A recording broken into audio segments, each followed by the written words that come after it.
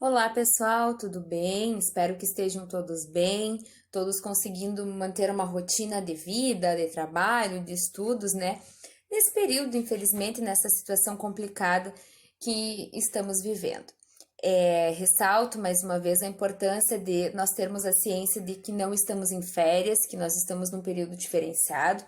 E em razão disso, eu ressalto a importância de nós mantermos essa rotina de estudos, mantermos uma rotina das nossas atividades, sob pena de não termos a oportunidade depois de recuperarmos um tempo perdido, né? Então é muito importante que vocês mantenham uma rotina na vida de vocês, tá? Me coloco mais uma vez à disposição de todos para auxiliar no que precisar em relação à nossa matéria. Qualquer dúvida sobre o conteúdo, vocês podem me chamar no WhatsApp, podem me mandar por e-mail, que eu estou aqui disposta para auxiliá-los. Eu sei que é um período de readaptação, tenho certeza que, assim como para vocês é complicado, para nós professores também é um período de estarmos nos readequando, de estarmos nos readaptando a essa realidade que estamos vivendo, tá? Mas à medida do possível, vocês tenham ciência que eu estou aqui para facilitar, para ajudar e para evitar que vocês tenham prejuízos nesse período em relação à efetiva obtenção do conhecimento, no nosso caso, da matéria de direito, de teoria geral do processo, tá? Em relação à nossa matéria, de uma forma específica, nós trabalhamos num primeiro momento sobre uma parte mais conceitual, né? Sobre uma parte mais teórica. Nós falamos sobre o direito processual, sua evolução histórica, seu conceito. Nós falamos sobre acesso à justiça, nós falamos sobre formas de solucionar conflitos. Nós vimos que de forma precípua cabe ao Estado solucionar conflitos, mas nós temos formas, métodos de conciliação, mediação e arbitragem, que inclusive estão sendo estimulados pela legislação brasileira. E num segundo momento, já nessa fase diferenciada, né, nós falamos sobre princípios processuais, os princípios que norteiam o direito processual, algo que também é muito importante, porque vai acompanhar a vida acadêmica de vocês e a vida processual, a vida profissional de vocês. Vocês é algo que é norte para um processo civil, para um processo penal, para um processo trabalhista, para uma prática jurídica e com certeza para o exercício das atividades.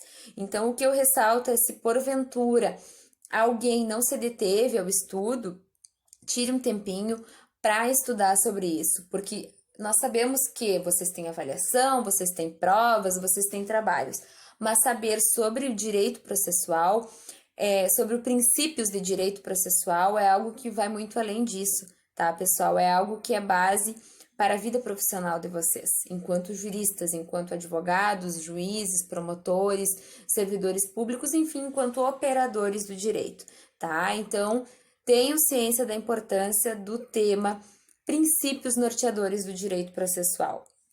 E a partir de agora, nós vamos conversar sobre uma questão mais prática. Se nós vimos no primeiro momento algo mais teórico, algo mais conceitual, nós vamos ver situações práticas, ou seja, para ingressar com uma ação judicial, eu posso simplesmente ir no fórum e ingressar ou eu tenho que observar requisitos, né? Que condições que eu tenho que observar para entrar com uma ação judicial? Quem detém competência para julgar uma situação, para resolver um conflito, uma situação para resolver uma lide, né? Quem é que detém competência e por que essa pessoa é investida de competência, investida de jurisdição, tá? Então é isso que nós vamos falar, como ocorre mais na prática o direito processual hoje no Brasil. Até eu ressalto para vocês, a unidade 3 do livro, ela é toda voltada para a jurisdição. Então, se vocês quiserem lá no sumário do livro anotarem unidade 3 do lado jurisdição, acho que é válido, tá? Acho que é válido que quando vocês se reportem à unidade 3, vocês se reportem ao estudo de jurisdição. A nossa sessão de hoje, que é a 3.1, ela traz como título das atividades das funções de poder. Peço também que para fins mais didáticos, vocês também anotem do lado jurisdição, porque é sobre isso que nós vamos trabalhar hoje, sobre a origem da palavra, sobre o conceito de jurisdição, sobre quem exerce a jurisdição, sobre classificações de jurisdição. Tudo isso nós vamos ter um tempo destinado hoje para trabalharmos. E por fim, eu só ressalto também que para uma melhor dinâmica do nosso trabalho, até mesmo porque é um período que nós não sabemos de forma certeira, né, até quando ele vai se estender, eu vou passar a intercalar. Então, às vezes eu vou disponibilizar aulas gravadas como esta, e às vezes eu vou disponibilizar aulas online. Nós vamos marcar aulas online no período de aula normal, regular de vocês, e nós vamos ter aulas online para ter também um contato mais próximo, mais direto em relação à matéria, tá bem? Bom, então, conforme já referido anteriormente, a nossa aula de hoje é toda voltada ao estudo da jurisdição. Nós vamos falar sobre a origem da palavra, sobre o conceito da palavra jurisdição, sobre o conceito de jurisdição.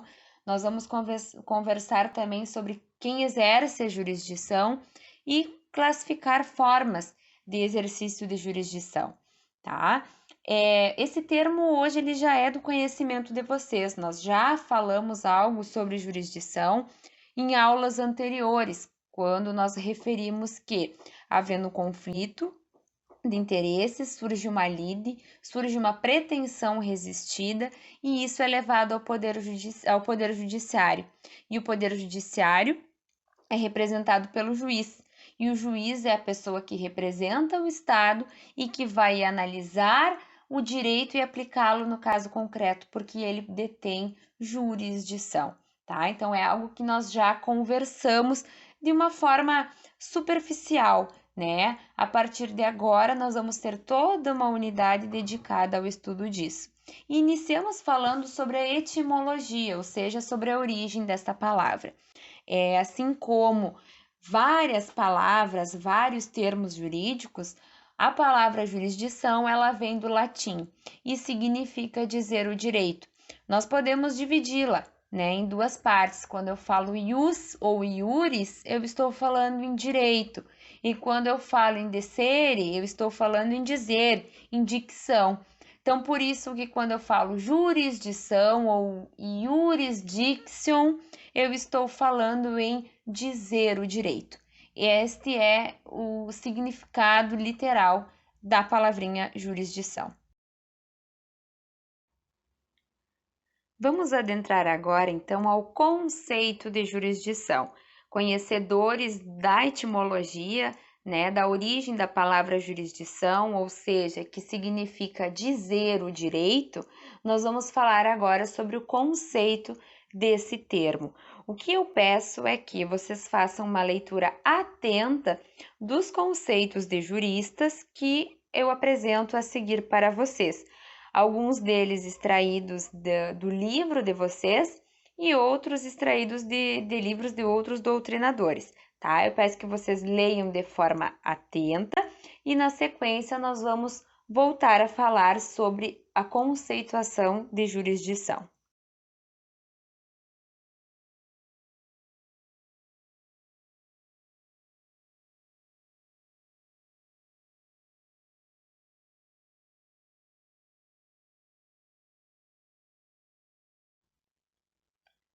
Então, em relação ao conceito de jurisdição, acredito que a partir da leitura dos conceitos apresentados pelos doutrinadores tenha ficado claro, tenha ficado de fácil análise, de fácil compreensão o significado de jurisdição. Eu ressalto o que nos fala Sérgio Pinto Martins, que ele traz essa conceituação de uma forma bem objetiva. Ele diz o seguinte: jurisdição é o poder que o juiz tem de dizer o direito nos casos concretos a ele submetidos, pois está investido desse poder pelo Estado. Então, quando eu falo em jurisdição, eu estou falando de uma função que o Estado tem de dizer o direito no caso concreto, ou seja, o Estado, ele tem o dever de aplicar o direito no caso concreto. E quando eu falo o Estado tem esta função de aplicar o direito no caso concreto, ele faz isso, a forma que ele faz isso é por meio de jurisdição. Isto é jurisdição. E também, quando eu falo que quem exerce jurisdição é o Estado faz isso por meio do juiz, tá? Então, o juiz é o representante do Estado investido de jurisdição, ou seja, é a pessoa que vai aplicar o direito a um caso concreto, ele vai solucionar um conflito que é levado, que é submetido ao Poder Judiciário, aplicando o direito naquele determinado caso.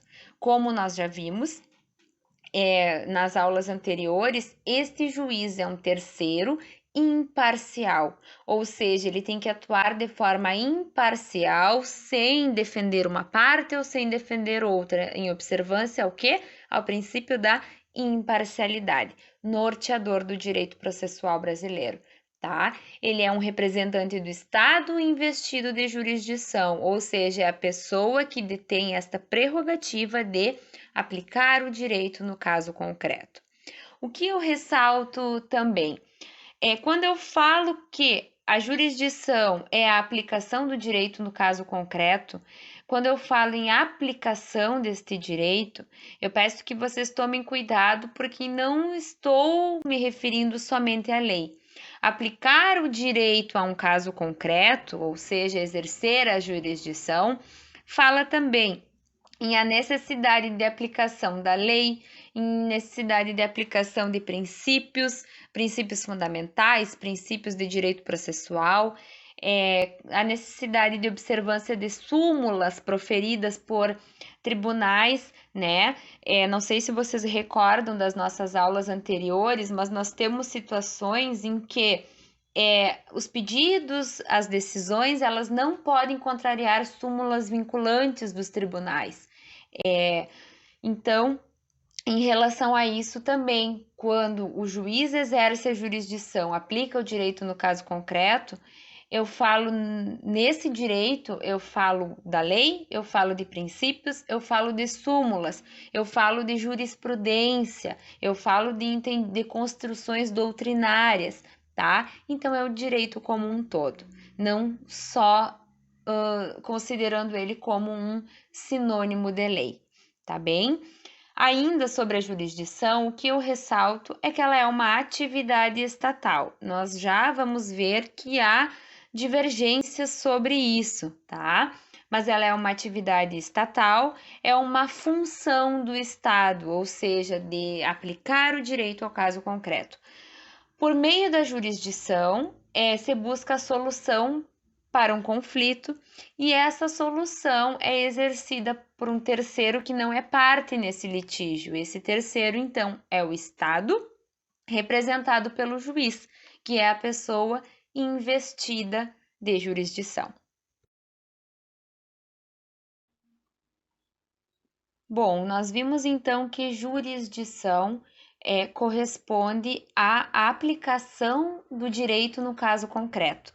E quando nós falamos em aplicação do direito no caso concreto, nós estamos falando que isso é exercido pelo Estado de forma precípua, por meio do juiz, que é a pessoa que representa o Estado e é investido de jurisdição, ou seja, é investido dessa prerrogativa de aplicar o direito num caso concreto. E quando eu falo direito, eu falo de lei, de jurisprudência, de súmulas, de princípios, enfim, de um direito como um todo. Agora nós vamos falar sobre como é exercida esta jurisdição. Quem exerce jurisdição, tá? E antes de falarmos sobre isso, o que eu relembro vocês? Que o Estado ele é uno, né? É um Estado só.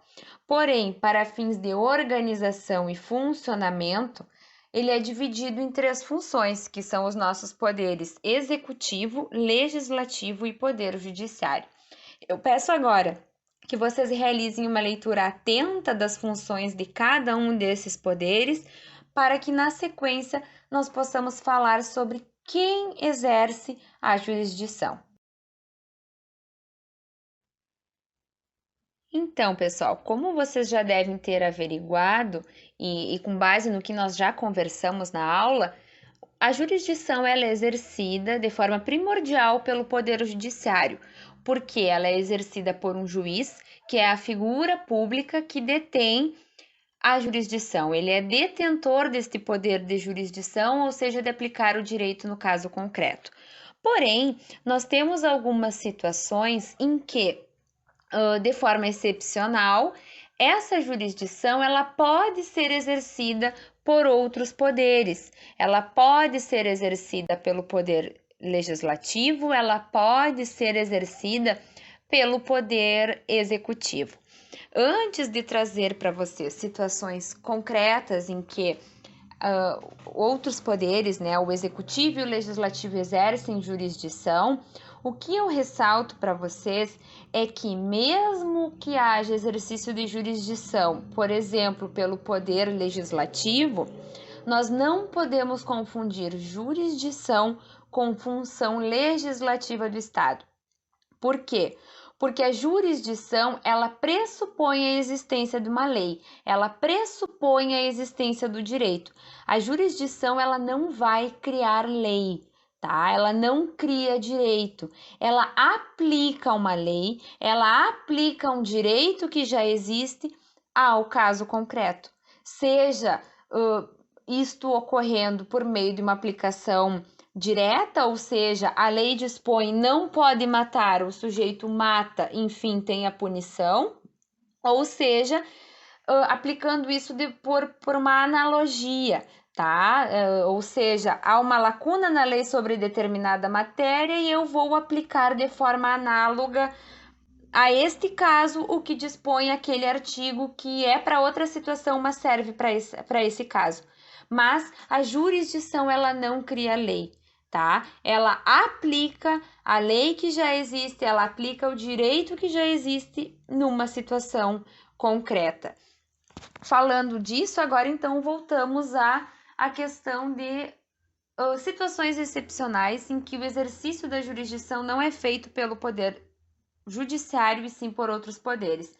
Como uma forma de exercício pelo poder executivo, eu trago para vocês aqui a situação do artigo 41, parágrafo 1º, inciso 2º da Constituição Federal, que ele fala sobre a perda de cargo público após um procedimento administrativo assegurada a ampla defesa. Quem trabalha com poder público, né, no poder executivo, por exemplo, ou quem é servidor público, tem um conhecimento em relação a isso. Ou seja, o servidor público ele tem que seguir determinadas ordens, né? Ele tem que seguir um determinado padrão, ele tem que obedecer determinados procedimentos legais, sob pena de, atuando de forma contrária a isso, sofrer uma sindicância, sofrer um procedimento administrativo, que é o que nós chamamos de PAD. Se ele faz isso, o Poder Executivo, se tratando de um servidor do Poder Executivo, ele tem a autonomia de processar aquele servidor. Ou seja, ele vai instaurar uma comissão para isso, ele vai investigar, ele vai ouvir testemunhas, ele vai produzir provas, ele vai possibilitar a esse servidor uma ampla defesa, vai possibilitar a esse servidor o contraditório, e aí nós estamos verificando princípios de direito processual, e após todo esse processo, ele vai decidir, tá? Vai decidir se sanciona ou não o servidor público, seja com a perda do cargo ou seja com alguma outra punição. A partir do momento em que algum dos poderes faz isso, eu não estou falando de um processo judicial, eu não estou falando de uma decisão a ser proferida por um juiz pelo fato de que ele é investido de jurisdição. Eu estou autorizando outros poderes a analisarem situações administrativas de seu corpo de servidores, tá? Então, é isso que estabelece o artigo 41.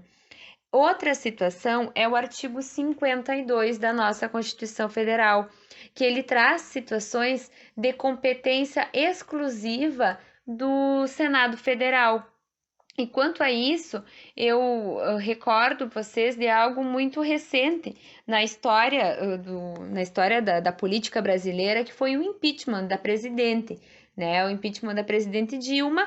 Vocês puderam verificar que todo o procedimento transcorreu no Senado Federal. E o artigo 52 estabelece isso, que os crimes de responsabilidade do presidente, do vice-presidente, de ministros, de comandantes da Marinha, do Exército, da Aeronáutica, de ministros do STF, membros do CNJ, do CNMP, Procurador-Geral da República, Advogado-Geral da União. Todos os processos envolvendo crimes de responsabilidade dessas pessoas, eles tramitam no Senado Federal, tá? E um exemplo recente disso é impeachment, que vocês verificaram que ele tramitou no Poder Legislativo, tá? Então, são situações em que esses outros poderes também podem exercer a jurisdição, tá? Então, pessoal, nós vimos que a jurisdição ela é exercida de forma primordial pelo Poder Judiciário. O Estado, por intermédio do juiz, é quem detém a prerrogativa, né, de aplicar o direito ao caso concreto. A jurisdição ela não cria lei, ela não cria o direito, ela pressupõe a existência de uma lei, de um direito e aplica algo que já existe. Vimos também que há a possibilidade, de forma excepcional, da jurisdição ser exercida por outros poderes, pelo executivo e pelo legislativo, em situações específicas. Mas questiono vocês agora: a função jurisdicional cabe única e exclusivamente ao Estado ou nós podemos falar em jurisdição privada? Quanto ao tema, pessoal, eu saliento para vocês que há grande divergência nessa questão, tá? Quanto ao exercício de jurisdição de forma privada. Mas eu ressalto que, para falarmos em jurisdição de forma privada, nós vamos relembrar algo que vimos lá nas primeiras aulas, na unidade 1, que é a arbitragem. Nós vimos que a arbitragem é um método alternativo de solução de conflito, em que as pessoas livremente optam por escolher um árbitro, e esse árbitro é um terceiro imparcial que vai analisar o caso e definir a situação, né? Ela faz coisa julgada material, ou seja, submetendo uma matéria a um procedimento de arbitragem, eu não posso rediscutir esta matéria no Poder Judiciário, e eu somente posso levar ao Poder Judiciário se na arbitragem houve o cometimento de abusividades, de ilegalidades, mas eu não posso rediscutir a matéria que foi debatida e analisada e julgada em sede de arbitragem, tá?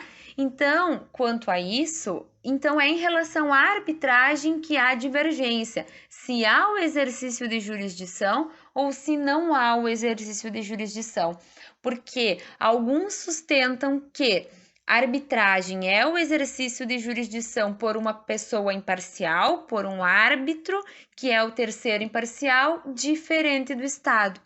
Mas outros doutrinadores sustentam que há um monopólio do Estado no exercício da jurisdição, tá? Então, hoje nós temos isso. Existe jurisdição exercida de forma privada por alguém diferente do Estado? Há divergência doutrinária. Há os juristas que falam que sim, e que a arbitragem é um exercício de jurisdição por uma pessoa imparcial e que essa pessoa não é o Estado, e outros dizem que não, que é um monopólio do Estado. E essa questão de dizer que é um monopólio do Estado teria um certo reforço pelo fato de que A jurisdição ela é inevitável, ou seja, a partir do momento que eu ingresso com processo judicial, o juiz ele não pode se recusar de julgar. Claro que nós temos causas de suspeição e impedimento, mas ele não pode deixar um caso sem solução, tá? Ele tem que solucionar. A partir do momento em que um litígio é levado ao juiz, ele tem que solucionar. A jurisdição é inevitável, é inafastável, enquanto que a arbitragem não. Enquanto que a arbitragem, um árbitro pode dizer que não vai julgar determinada matéria, que não tem conhecimento para julgar aquilo ali, e é algo que é um procedimento opcional das partes, tá? Mas há esta divergência. Há divergência no sentido de que doutrinária hoje, no sentido de que alguns sustentam que a arbitragem é um exercício de jurisdição por um terceiro imparcial diferente do Estado, enquanto que outros juristas sustentam que não há um monopólio do Estado no exercício, sustentam que, aliás, que há um monopólio do Estado no exercício da jurisdição, tá? E, portanto, essa outra corrente entende que a arbitragem não é o exercício de jurisdição, tá? Há essa divergência, temos entendimentos para os dois lados. O livro didático de vocês entende que a primeira corrente está correta, ou seja, que a arbitragem ela é o exercício de jurisdição por uma pessoa imparcial diferente do Estado, tá? Mas hoje nós temos esta divergência doutrinária. Eu oriento agora que vocês façam uma leitura atenta das explicações referentes a isso, que dois juristas defendem, tá? O Didier defende que a arbitragem ela é exercida por particulares e que o Estado autoriza isso, então ela é exercida por particulares e é um exercício de jurisdição. Enquanto que o Alexandre Freitas Câmara, ele defende que a jurisdição é monopólio do Estado. Então, peço agora que vocês façam uma leitura bem atenta dos dois entendimentos que estão na sequência.